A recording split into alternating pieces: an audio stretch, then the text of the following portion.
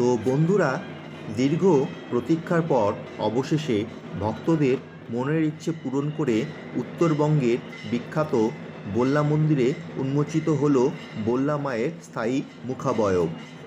সাধারণত রাস পূর্ণিমার পরের শুক্রবারে এ বল্লা মায়ের বাৎসরিক পুজো উপলক্ষে মায়ের মূর্তি গড়ে পুজো করে 3 দিন পর তা আবার ভাসিয়ে দেওয়া হয়। তাই মন্দিরে স্থায়ী কোনো মূর্তি না থাকায় গোটা বছর ভক্তদের মায়ের দর্শনের জন্য অপেক্ষা করে থাকতে হতো বাৎসরিক এই পুজোর 3টে দিনের জন্য।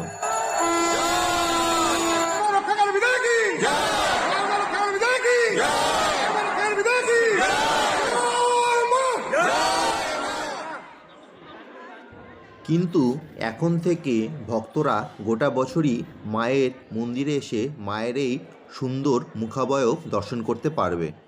এদিন অর্থাৎ 27 এপ্রিল রবিবার জাঁকজমকপূর্ণভাবে বল্লা মায়ের মন্দিরে প্রায় 3.5 কেজি রূপো বা চাঁদি দিয়ে তৈরি মায়ের এক অপূর্ব সুন্দর মুখাবয়ব প্রতিষ্ঠিত হয় বল্লা মন্দিরের গর্ভগৃহে।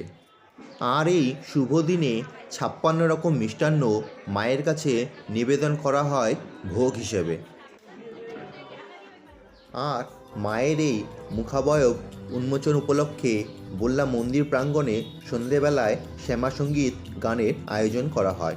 তা বন্ধুরা, তোমরা কে কে এসেছিলে মায়ের এই অপূর্ব মুখাবয়ব দর্শনে তা অবশ্যই কমেন্ট করে জানিও।